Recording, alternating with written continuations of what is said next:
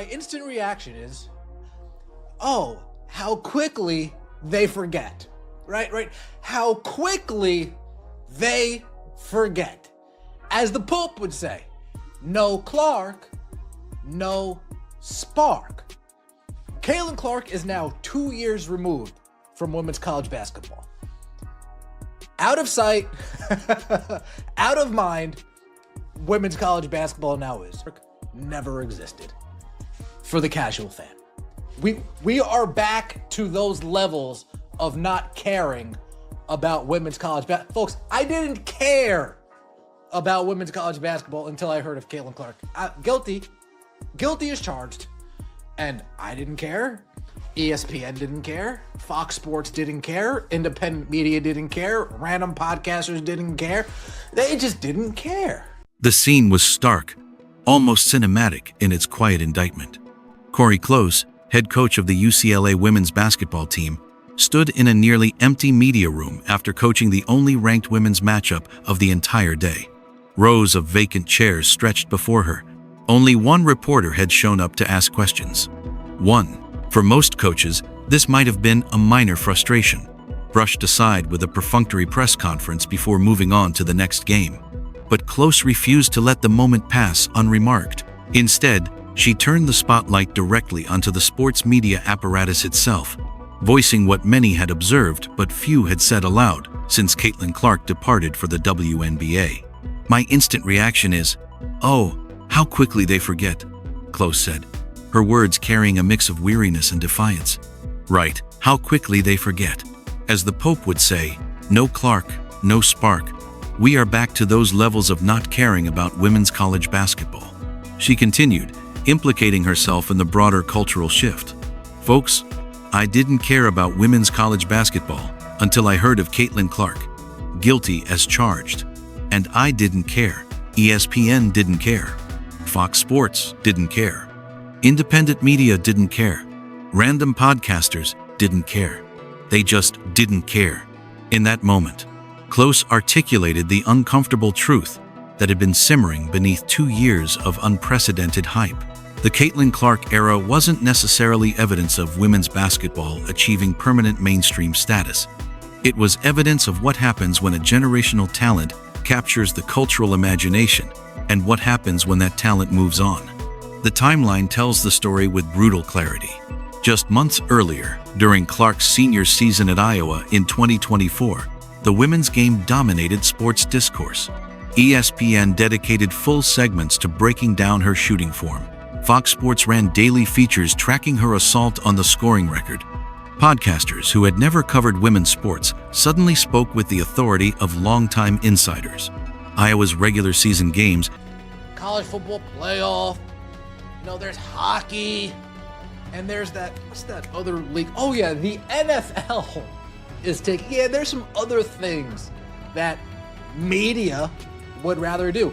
They saw Caitlin Clark, they saw the hype, they saw the attention, they jumped on board. You guys really bought into the fact that they cared about you. What did they say in Temptation? Nobody care about you, Otis! They're here for me! Averaged more than 2 million viewers. The national championship game between Iowa and South Carolina drew 18.7 million viewers, making it the most-watched basketball game, men's or women's, in 5 years. The narrative sold to the public was one of inevitable, permanent progress. After decades of underinvestment and marginalization, women's basketball had finally arrived. Commentators spoke of a rising tide that would lift all programs, a tipping point reached through years of advocacy and improved quality of play. Caitlin Clark was positioned as the spark that ignited this long-building movement, not the movement itself. But by January 2025, Cori Close was standing in that empty media room after a ranked matchup, staring at physical proof that the tide had receded as quickly as it arrived.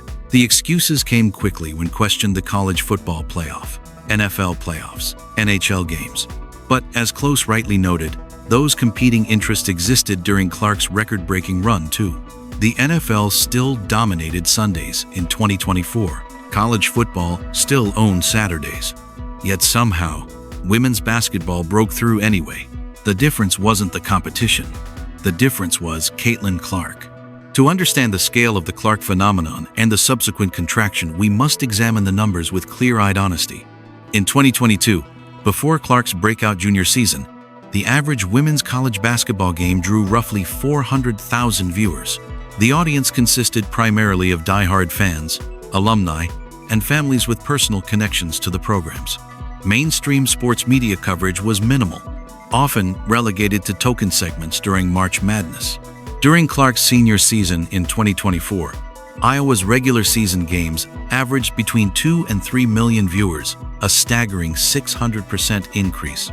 Games featuring Iowa accounted for the most watched women's college basketball broadcasts of all time, surpassing even historic NCAA tournament games from previous eras. But here's the crucial data point often omitted from the rising tide narrative. When Iowa wasn't playing, other programs didn't see comparable growth. South Carolina, despite being the dominant program in the country with an undefeated season and eventual national championship, averaged around 600,000 viewers for their regular season games, strong numbers for women's basketball historically, but nowhere near Iowa's figures. LSU, with the charismatic Angel Reese and coach Kim Mulkey, posted similar ratings. The pattern became unmistakable. People weren't tuning in for women's college basketball as a product. They were tuning in for Caitlin Clark as a phenomenon. Fast forward to the 2025 season. With Clark now in the WNBA, the contraction is both rapid and revealing. Iowa games without Clark are averaging approximately 800,000 viewers, still double the pre-Clark norm for women's basketball, but a 70% drop from the peak of the Clark era. Other top programs have seen minimal residual benefit from the two-year spotlight. South Carolina's undefeated #1 ranked team continues to draw around 600,000 viewers. UCLA's ranked matchup that prompted Close's comments drew negligible national attention. The media coverage followed the same trajectory. During Clark's peak, major networks allocated unprecedented resources to women's basketball. Studio shows featured extended breakdowns. Digital platforms produced daily content. By January 2025, that coverage had largely evaporated, returning to pre-Clark levels except for the biggest matchups. This isn't a story of media malice or institutional betrayal. It's a story of economic reality. Sports media operates on attention economics. They cover what drives clicks, ratings, and engagement. For 2 years, Caitlin Clark reliably delivered those metrics.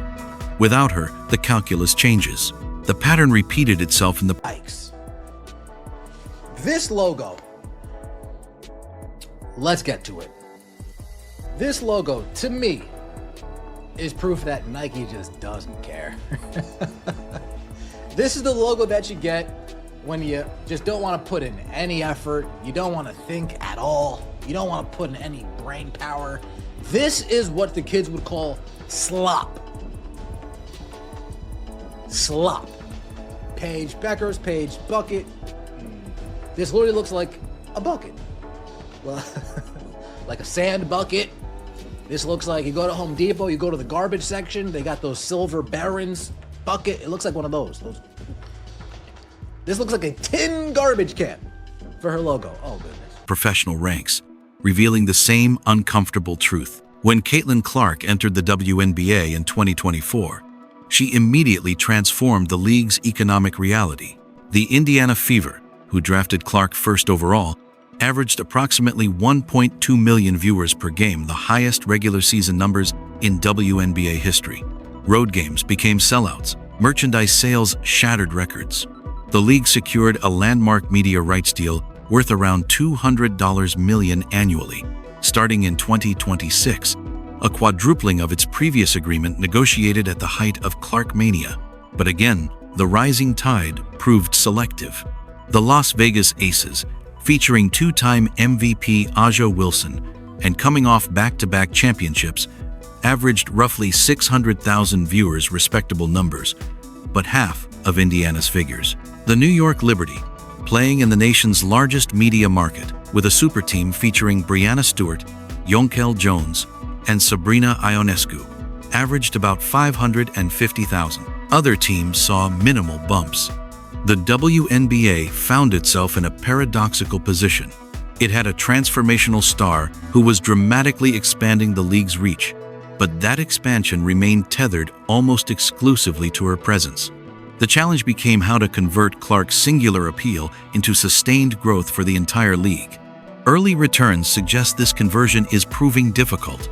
As the 2025 season approaches, analysts note that while the Fever will likely continue drawing strong numbers, the broader league faces the same attention deficit that plagued women's college basketball after Clark's departure. The media rights deal, while celebrated as a milestone, now carries heightened expectations. If the league cannot deliver ratings that justify the investment, particularly for non-Clark games, the next negotiation cycle could prove challenging. This creates a strategic dilemma for the WNBA.